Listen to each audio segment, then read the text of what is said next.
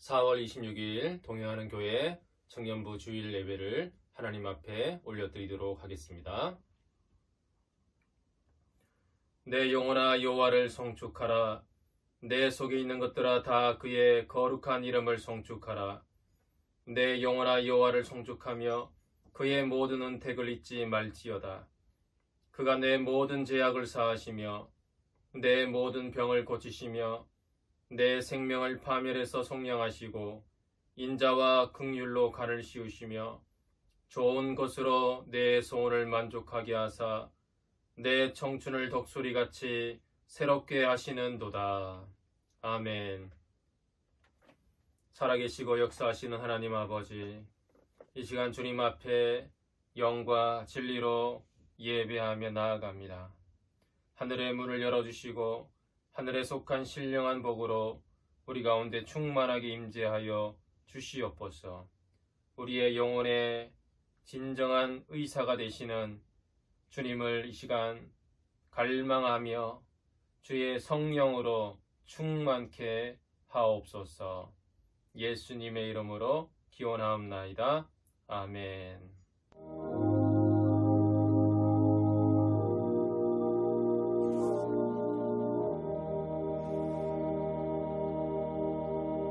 찬송가 315장 함께 찬송하겠습니다.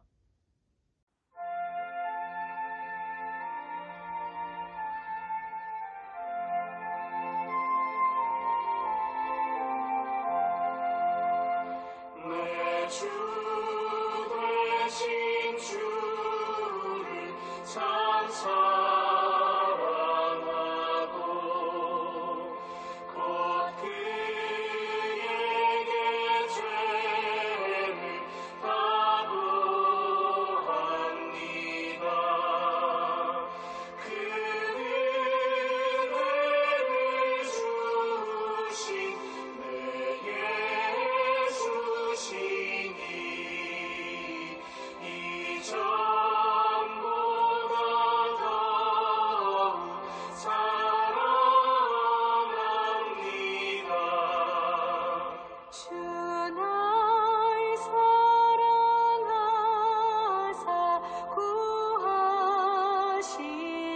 구하시려고 저 십자가 고난 당하셨도다. 그가 시간 쓰신 내 주 배우니 이전보다 더욱 사랑합니다. 내 평생에 있을 그 큰 의무는 주 예수의 덕을 누리리라. 숨질 때까지 늘 할 말씀은 이전보다 더욱 사랑합니다.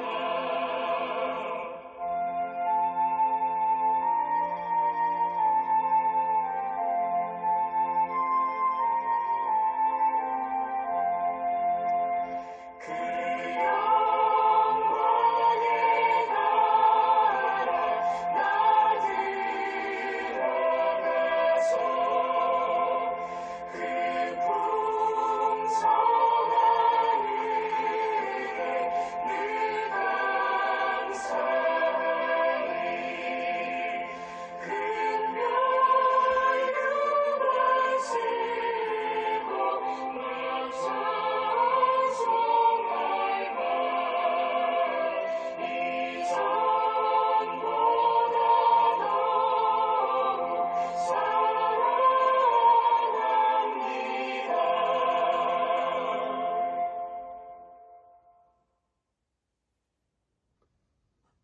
사도신경으로 신앙 고백 후 정현희 형제 대표 기도하겠습니다. 나는 전능하신 아버지 하나님, 천지의 창조주를 믿습니다. 나는 그의 유일하신 아들, 우리 주 예수 그리스도를 믿습니다. 그는 성령으로 잉태되어 동정녀 마리아에게서 나시고 본디오 빌라도에게 고난을 받아 십자가에 못 박혀 죽으시고 장사된 지 사흘 만에 죽은 자 가운데서 다시 살아나셨으며 하늘에 오르시어 전능하신 아버지 하나님 우편에 앉아 계시다가 거기로부터 살아있는 자와 죽은 자를 심판하러 오십니다. 나는 성령을 믿으며 거룩한 공교회와 성도의 교제와 죄를 용서받는 것과 몸의 부활과 영생을 믿습니다. 아멘. 기도드리겠습니다. 하나님 아버지, 이렇게 온라인으로라도 예배드릴 수 있게 하심을 감사드립니다. 온라인이라고 저희가 예배를 쉽게 생각하지 않게 하시고 몸과 마음 단정히 예배드릴 수 있게 해주세요. 저희가 서로 만나지 못해서 몸이 멀어져서 마음이 멀어지지 않게 하시고 주님을 향한 마음도 멀어지지 않게 꼭 붙잡아 주세요. 지금 주님의 역사를 이끌어 가심을 지금 체험하고 있습니다. 이런 사태일수록 주님을 더욱 붙잡고 의지하는 저희에게 해주시고 목사님께서 전하시는 말씀으로 붙잡는 한 주 될 수 있도록 주님께서 인도하여 주시옵소서. 건강 지켜주심을 믿고 예수님 이름으로 기도드렸습니다. 아멘. 오늘 우리에게 주시는 하나님의 말씀은 마가복음 2장 13절에서 22절 말씀입니다. 함께 읽도록 하겠습니다. 예수께서 다시 바닷가에 나가심에 큰 무리가 나왔거늘 예수께서 그들을 가르치시니라. 또 지나가시다가 알페오의 아들 레이가 세간에 앉아 있는 것을 보시고 그에게 이르시되 나를 따르라 하시니 일어나 따르니라. 그의 집에 앉아 잡수실 때에 많은 세리와 죄인들이 예수와 그의 제자들과 함께 앉았으니 이는 그러한 사람들이 많이 있어서 예수를 따름이러라. 바리새인의 서기관들이 예수께서 죄인 및 세리들과 함께 잡수시는 것을 보고 그의 제자들에게 이르되 어찌하여 세리 및 죄인들과 함께 먹는가? 예수께서 들으시고 그들에게 이르시되 건강한 자에게는 의사가 쓸데없고 병든 자에게라야 쓸데있느니라. 나는 의인을 부르러 온 것이 아니요 죄인을 부르러 왔노라 하시니라. 요한의 제자들과 바리새인들이 금식하고 있는지라. 사람들이 예수께 와서 말하되 요한의 제자들과 바리새인의 제자들은 금식하는데 어찌하여 당신의 제자들은 금식하지 아니하나이까? 예수께서 그들에게 이르시되 혼인집 손님들이 신랑과 함께 있을 때에 금식할 수 있느냐? 신랑과 함께 있을 동안에는 금식할 수 없느니라. 그러나 신랑을 빼앗길 날이 이르리니 그날에는 금식할 것이니라. 생배의 조각을 낡은 옷에 붙이는 자가 없나니 만일 그렇게 하면 기운 새 것이 낡은 그것을 당기어 헤어짐이 더하게 되느니라. 새 포도주를 낡은 가죽 부대에 넣는 자가 없나니 만일 그렇게 하면 새 포도주가 부대를 터뜨려 포도주와 부대를 버리게 되리라. 오직 새 포도주는 새 부대에 넣느니라 하시니라. 아멘. 레이의 주치라는 제목으로 하나님의 말씀을 같이 나누도록 하겠습니다. 살아가면서 또 사회생활하면서 정말 도움이 되는 인맥이 있는데요. 의사나 변호사입니다.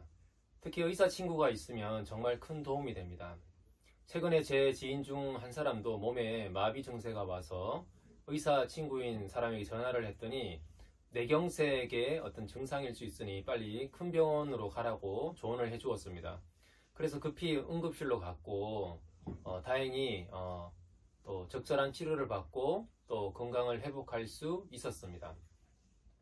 주치의라고 그러죠. 어느 한 사람의 건강 상태나 병에 대하여 상담 또는 치료해 주는 의사입니다. 이 주치의 제도를 시행하는 나라들처럼 우리에게도 주치의 같은 친구가 있다면 얼마나 좋겠습니까? 오늘 본문에 등장하는 레이는 세관 공무원이었습니다.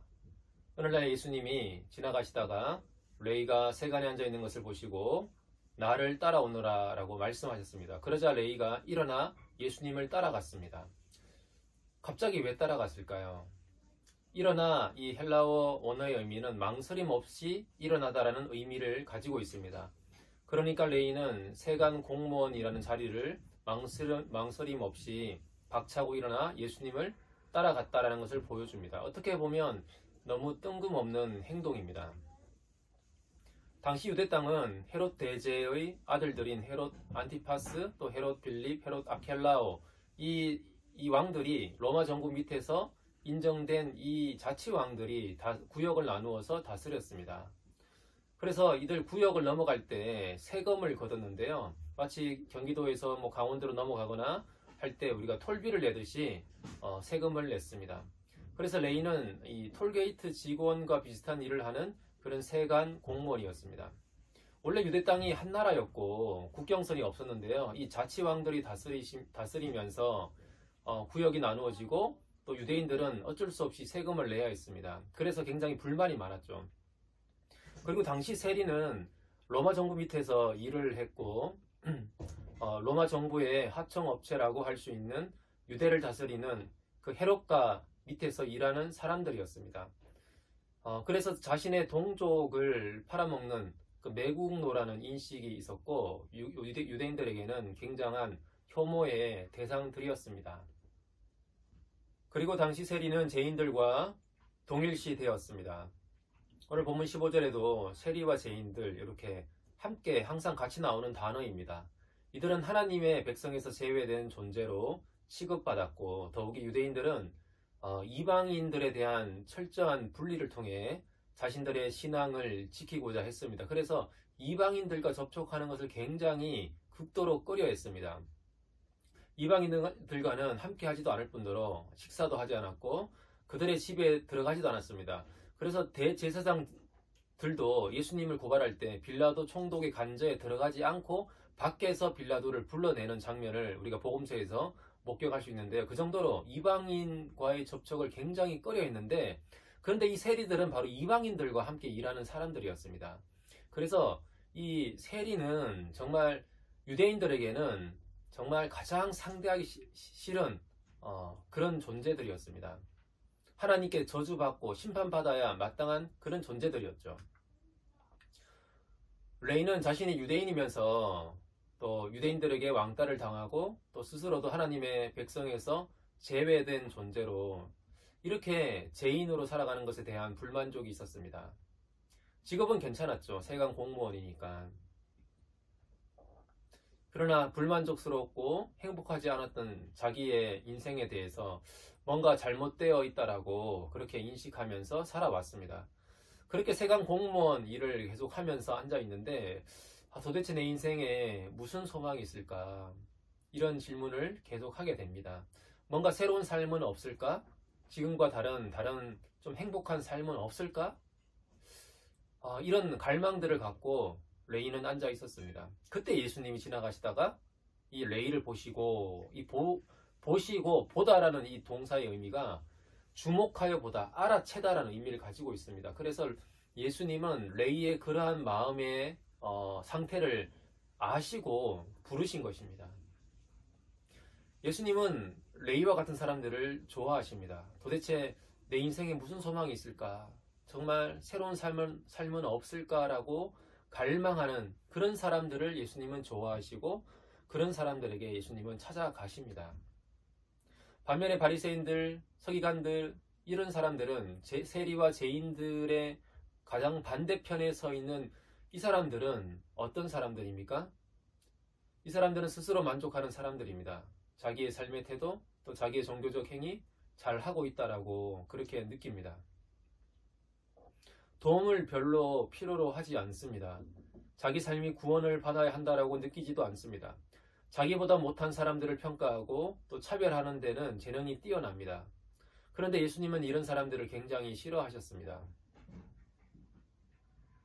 오늘 본문 15절에도 보면 그의 집에 앉아 잡수실 때에 그러니까 레이가 예수님을 자기 집으로 식사 초대를 했죠. 파티를 열었어요. 예수님, 자기를 그렇게 불러주신 예수님께 감사해서. 근데 문제는 레이의 친구들, 세리 친구들이 너무나 많이 온 거죠. 그래서 이어지는 말씀 보면 많은 세리와 죄인들이 예수와 그의 제자들과 함께 앉았으니 이는 그러한 사람들이 많이 있어 예수를 따라 밀어라. 바리새인의 서기관들이 예수께서 죄인 및 세리들과 함께 잡수시는 것을 보고 그의 제자들에게 이르되 어찌하여 세리 및 죄인들과 함께 먹는가 이렇게 비난합니다.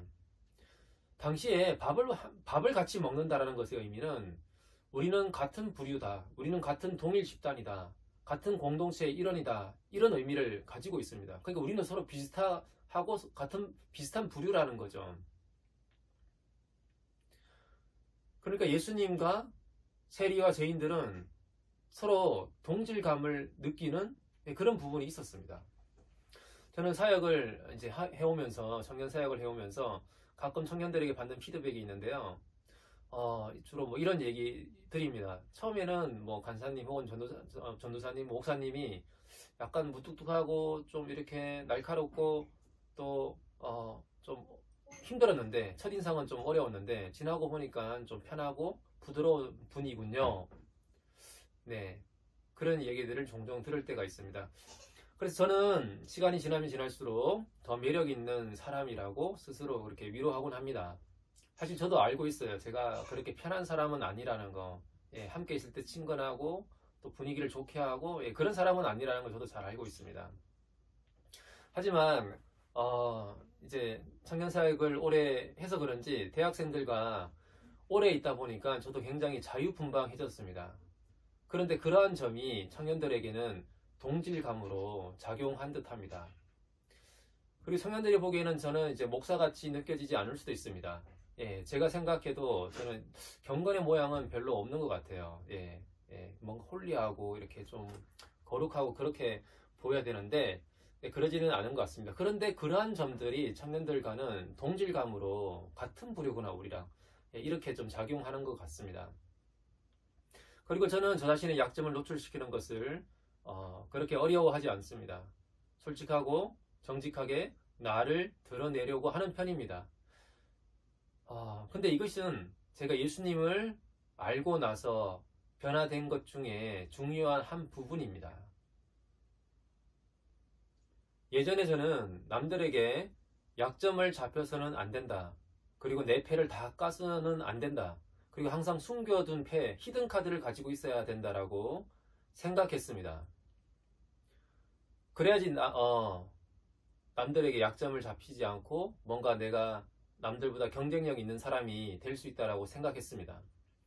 그래서 고등학교 때 이제 같은 성적 비슷한 친구들, 경쟁하는 친구들과 시험 당일날 만나서 보통 이제 친구들이 공부를 얼마나 했니? 이렇게 물어보면 저는 겨우 한번 보고 잤어, 피곤해서 잤어 이렇게 보통 얘기했습니다. 그러면 상대방이 이 자료는 혹시 봤니? 혹은 이 부분은 어떻게 봤니? 이렇게 물어봅니다. 그러면 저는 놀라면서 못 봤다고 어떡하냐고 이렇게 얘기하곤 했습니다. 근데 속으로는 나는 이미 3번이나 봤고 다 알고 있다, 그런 마음이었죠. 그러니까 상대방이 방심하게 만들면서 제 실력을 숨기고 나중에 더 좋은 결과를 얻어내려고 하는 이런 태도로 저는 살아왔습니다. 그러나 예수님을 만나고 나서 이런 태도를 버렸습니다. 내가 가진 패를 다 까고 이건 이거고 또 아닌 건 아니다, 또 투명하게 나를 드러낼 수 있는 용기가 생겼습니다. 남들이 이것을 이용할 수도 있겠지만 그것을 두려워하지 않게 되었습니다. 다른 사람들에게 없는 것을 있는 척하거나 또 있는 것을 없는 척하는 것은 잠깐은 우리에게 유리할 수 있겠지만 결국 나중에 좋은 열매를 맺지 못합니다. 오히려 있는 것은 있다, 또 없는 것은 없다, 또 내 약점은 이것이다 이렇게 드러내더라도 그런 자신을 정직하게 인정하면서 최선을 다하는 사람이 하나님의 도우심을 의지할 때 그때 풍성한 열매를 맺는다라는 것을 점점 배우고 있습니다. 그런데 저의 이러한 태도가, 정직하고 솔직한 태도가 청년들에게 또 묘한 동질감을 형성했던 것 같습니다. 만약에 제가 청년들의 약점만 쥐고 있고 나는 청년들에게 약점이 없는 완벽한 그런 모습으로 있다라고 생각해 보십시오. 그러면 함께 있으면 어떻게 되겠습니까? 굉장히 불편한 사람이 되겠죠. 저는 바리새인 같이 될 것이고 청년들을 맨날 주눅이 들 것입니다. 여러분 목사님이 여러분의 집에서 24시간 같이 있다라고 생각해 보십시오. 그러면 편하겠습니까? 되게 불편하겠죠. 아마 그럴 것입니다. 그런데 예수님은 당시 죄인으로 취급받는 부류들과 굉장히 잘 어울리셨습니다. 이것이 의미하는 바가 무엇이겠습니까? 예수님은 죄인들을 자신의 친구들로 받아들인 것입니다. 또 그 반대로 죄인들도 예수님을 자신들의 친구로 받아들이는 것입니다. 서로 동질감을 느꼈다는 거죠. 친구가 되었다는 것은. 그만큼 세리와 청려와 죄인들, 그 본인들이 느끼기에도 예수님은 자신들과 비슷하고 만만하고 편안했다는 것이죠. 그러면서도 예수님은 자신들과는 다른 묘한 매력이 있는 그런 분이었습니다. 여러분, 예수님의 사진이나 초상화를 보신 적이 있습니까? 흔히 여러분이 가장 많이 본 초상화가 아마 이 사진일 텐데요. 워너 살먼이라는 미국의 광고업자가 미국인들의 취향에 맞추어서 백인의 얼굴을 한 예수님을 이렇게 만들어서 팔았는데 무려 5억 장이나 팔렸다고 그래요. 그게 바로 이 사진입니다.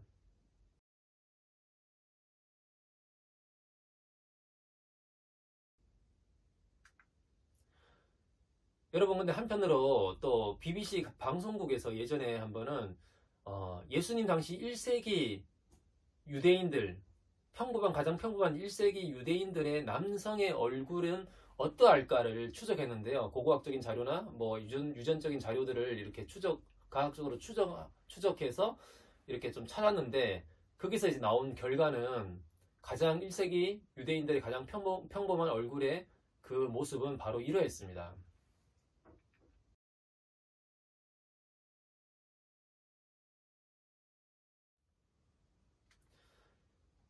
여러분은 어느 쪽이 예수님이 가까운 것 같습니까? 이사야서 53장에 보면 예수님은 볼품없는 얼굴이라고 그렇게 기록되어 있습니다. 이사야서 53장 2절에 보면 그는 주 앞에서 자랑하기를 연한 순 같고 마른 땅에서 나온 뿌리 같아서 고운 모양도 없고 풍채도 없은즉 우리가 보기에 흠모할 만한 아름다운 것이 없도다. 그러니까 예수님은 고운 모양도 없고 풍채도 없다. 모양이 곱지 않다라고 하시죠. 예수님은 잘생기지 않았던 것 같습니다. 여러분, 아까 나온 그 사진, 앞에 사진과 뒤에 사진, 어느 쪽이 더 편합니까? 어느 쪽 사람에게 더 대화하는 게 편하고 기도하는 게 더 편합니까? 저는 사실 후자가 더 편한 것 같아요. 이렇게 전자는 뭔가 카리스마가 있고 뭔가 멋있긴 한데 다가가기에는 후자 쪽이 더 편한 것 같아요. 왜냐하면 좀 옆집 아저씨 같잖아요. 이렇게 되게 친근하고. 물론 자매들은 전자의 예수님의 모습을 더 선호할지는 모르겠어요. 근데 실제로 예수님은 후자에 가까운 모습일 가능성이 더 과학적으로 더 높습니다. 바리새인과 서기관들이 레이의 저녁 파티에 예수님이 함께 있는 것을 왜 그렇게 못마땅하게 여겼습니까? 바리새인과 서기관들은 죄인들은 하나님의 심판 아래 있고 또 하나님의 원수라고 생각했습니다. 그런데 하나님이 마치 원수와 함께 식사하는 것, 그들에게 이것은 상상조차 할 수 없는 일이었던 것이죠. 바리새인과 서기관들, 종교 지도자들은 예수님이 죄인과 세리들과 함께 밥 먹고 어울리는 것을 그래서 참을 수가 없었습니다. 그들은 유대 사회, 유대 공동체에서 결코 받아들여져서는 안 되는 하나님의 원수, 저주받아 마땅한 그런 죄인들이었기 때문에 결코 참을 수가 없었던 것이죠. 누가복음 15장에 보면 돌아온 탕자 비유가 있는데요. 이야기 잘 아시죠? 둘째 아들이 아버지 재산 이렇게 다 달라고 해서 집 나가서 허랑방탕하게 다 탕진하고 거지가 되어서 돌아왔는데 아버지가 용서하고 맞아들여주고 파티 열어주고 그러잖아요. 근데 그것을 본 첫째 형이 못마땅해 하면서 굉장히 붕괴합니다. 어떻게 저 망나니 같은 아들을 잡아주기도 쉬운 차를 그 아들이 돌아왔는데 받아줬다는 거죠. 자기는 아버지한테 한 번도 불순종한 적도 없고 아버지 위해서 열심히 일하고 충성되게 살아왔는데 자기는 위해서 파티를 한 번도 열어준 적도 없는데 그런 망나니 같은 짓을 하고 또 돌아온 아들을 위해서 파티를 열어준 아버지에 대해서도 굉장히 못마땅해 했습니다. 그게 바로 형의 마음이었고 바리새인들의 마음이었습니다.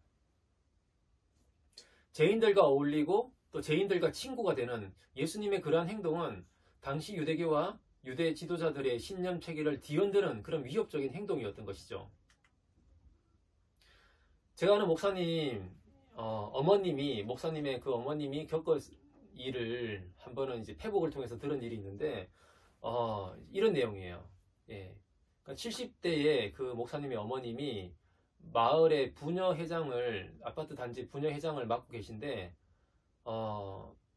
예전에 전도사 사역도 하셨고, 또 지금은 권사님이시기도 하고, 주변 사람들에게 권사님으로도 이제 알려주셨고, 또 부녀회가 이제 세워지는데 많이 도움도 주셨고, 이제 두 번째 제2회 부녀회장이 되셔서 부녀회를 이끄는데, 한 번은 지난주 토요일에 어머니가 주도하셔서 부녀회에서 아파트 경로당 또 경비 직원분들과 여러 마을 사람들을 위해서 찰밥을 만들어서 대접했다고 합니다.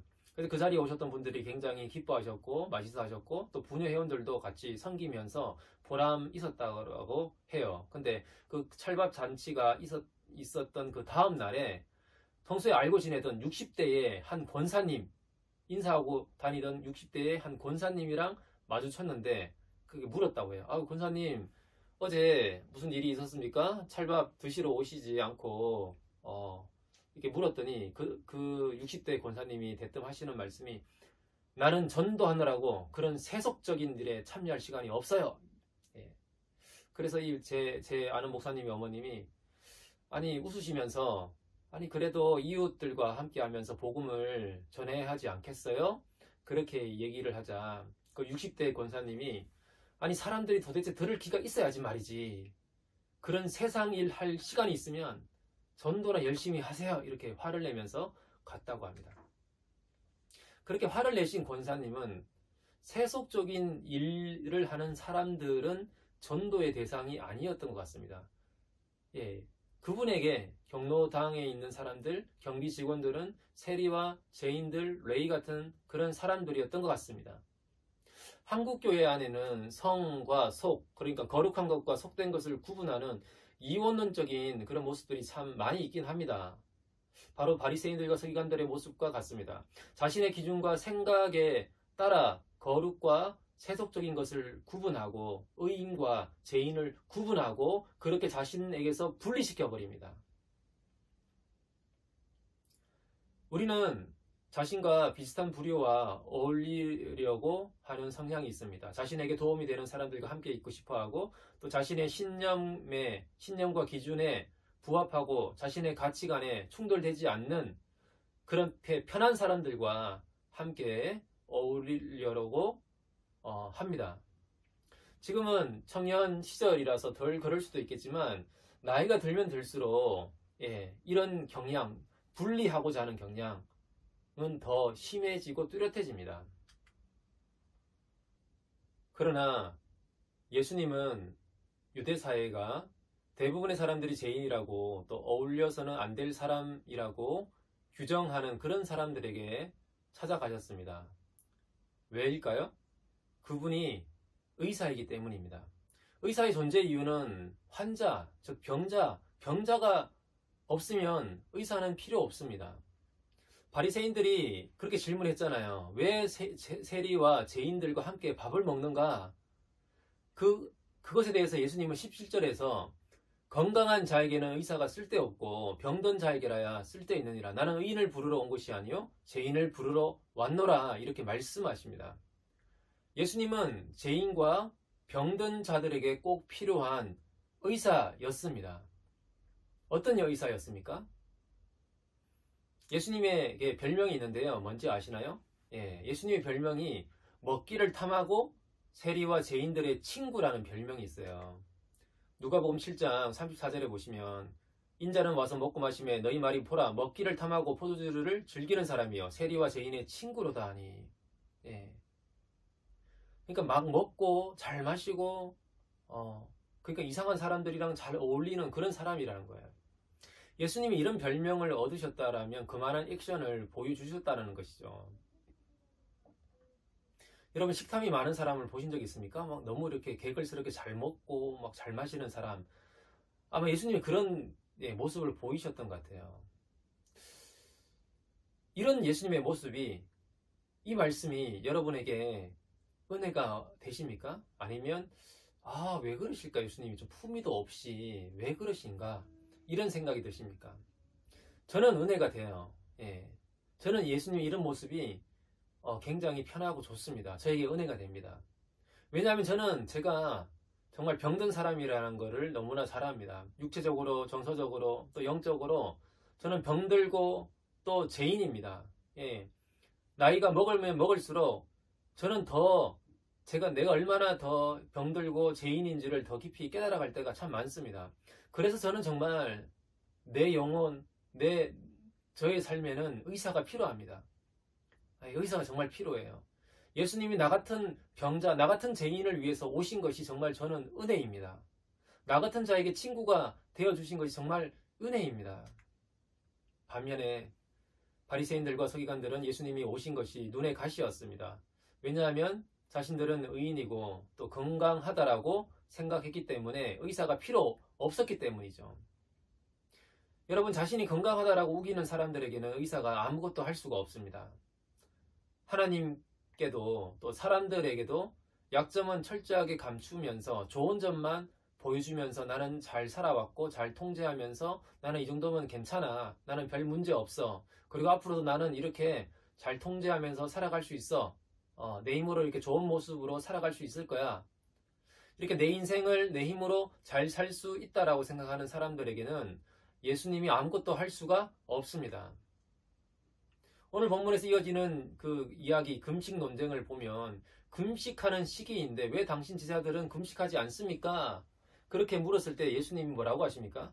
결혼식 잔치에는 금식하면 안 된다 그러죠. 여러분 결혼식 가서 금식하면 됩니까? 안 됩니까? 안 되죠. 예, 결혼식 뷔페를 꼭 가야 되잖아요. 결혼식 잔치는 하나님의 나라에 참여하는 기쁨을 의미합니다. 구원받은 하나님의 백성이 잔치의 삶의 비유가 되는 거죠. 이 결혼식 잔치, 혼인 잔치는 누가 참여할 수 있습니까? 누가 하나님 나라에 참여할 수 있습니까?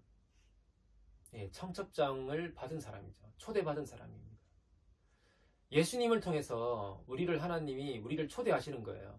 하나님의 잔치에 예수님을 통해서 의사이신 예수님을 통해서 우리를 부르고 계시는 겁니다. 그런데 바리새인은 이 잔치에 자신들의 힘으로 자신들이 잔치에 참여할 만한 자격을 갖추고 참여하려고 하는 사람들이었습니다.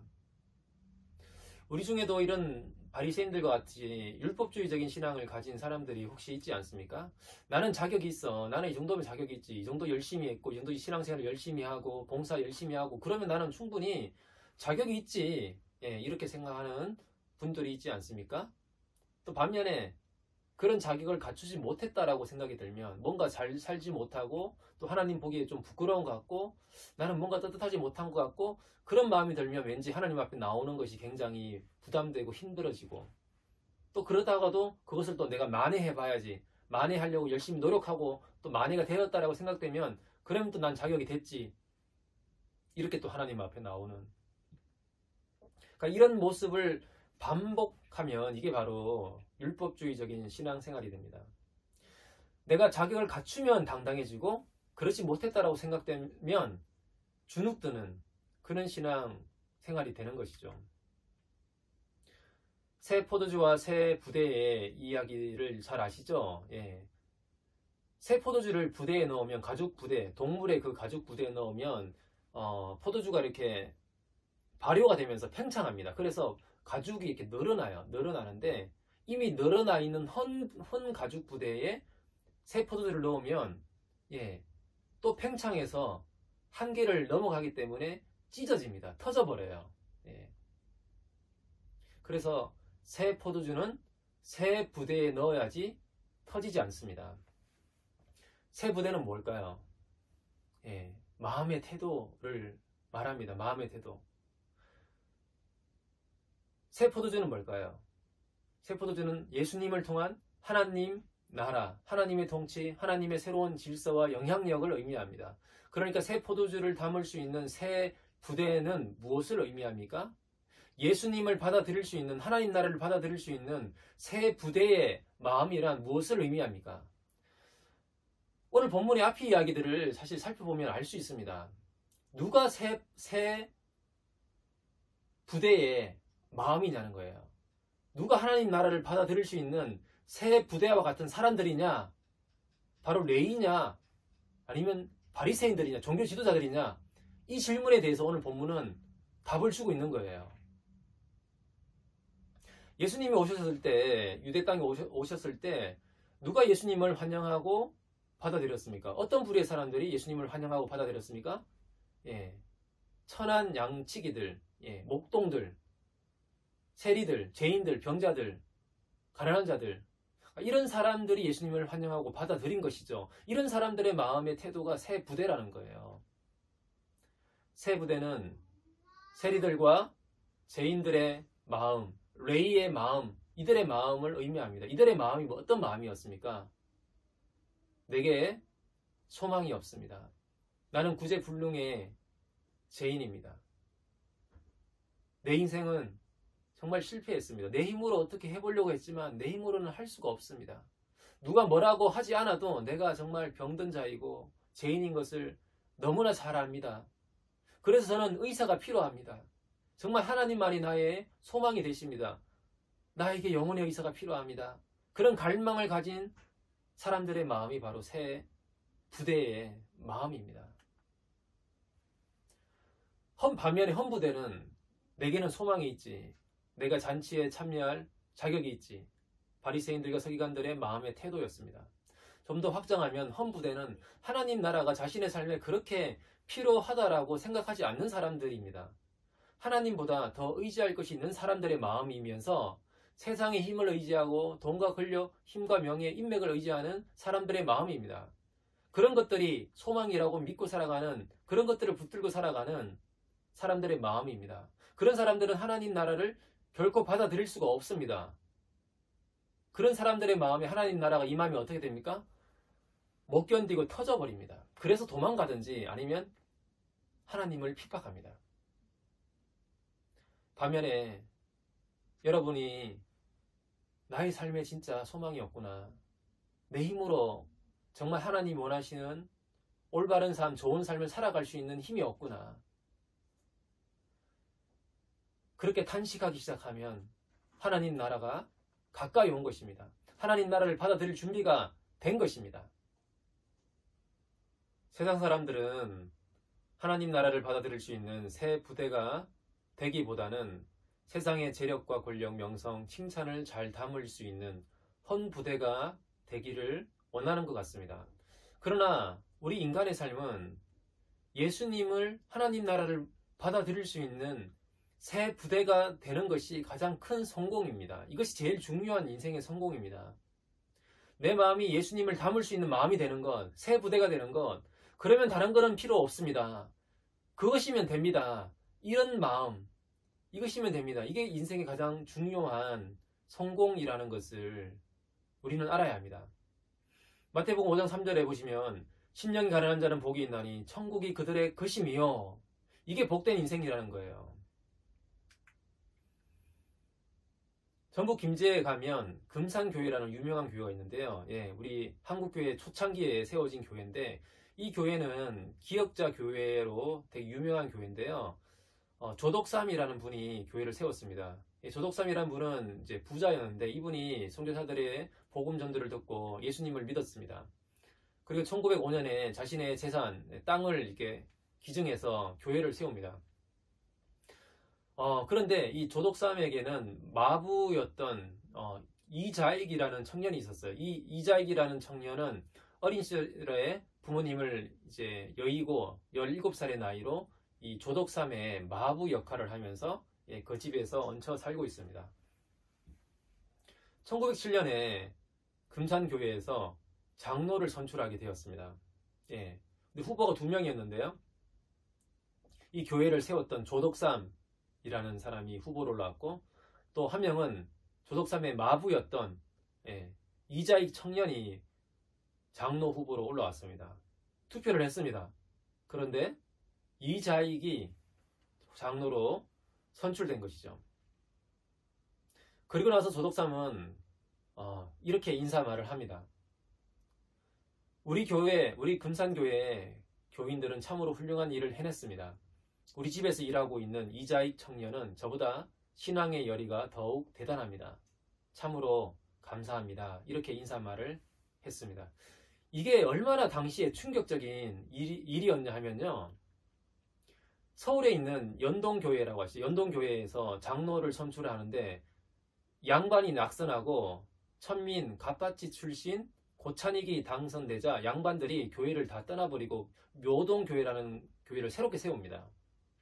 승동교회라는 곳에서도 백정 출신 박성춘이라는 사람이 장로로 선출되자 양반들이 다 이제 받아들이지 않고 나와서 안국동 교회를 새롭게 세웁니다. 그러니까 당시에 신분제, 조선 그 말기 신분제 사회에서 조덕삼의 행동은 지극히 급진적이었습니다. 그는 진짜로 예수님을 받아들인 새 부대가 된 것입니다. 다른 양반들은 영혼의 구원을 위해 예수님을 믿었을지는 모르겠지만 그들의 가치관은 여전히 험부되었습니다. 양반과 천민, 신분에 의해서 분리가 되는 그 사람을 분리시키는 것이 너무나 당연했고 너무나 강력했던 그 사회 구조 안에서 그것을 허물었던 사람이 조덕삼이었습니다. 어떻게 해요? 복음을 받아들임으로 말미암아 새 부대로 하나님 나라를 받아들임으로 말미암아 그렇게 했던 것이죠. 그 후에 조덕삼은 가수원을 또 헌납하고 또 교회를 또 새롭게 정축하고 또 그 후에 또 장로가 되어서 교회를 열심히 섬기고 이자익 장로를 신학교에 보내서 학비와 생활비까지 다 대어주면서 목사님으로 만듭니다. 목사님이 되어서 또 교회를 청빙을 해요. 청빙. 그래서 어린 친구지만 목사님으로 세워주고 장로로서 교회를 잘 섬기면서 그렇게 살아갔던 것이죠. 조덕삼은 정말로 새 부대가 되어서 예수님을 닮았고 예수님을 믿었고 예수님을 따라갔습니다. 사도행전 2장에 보면 오순절 성령 강림의 역사의 참된 의미를 아십니까?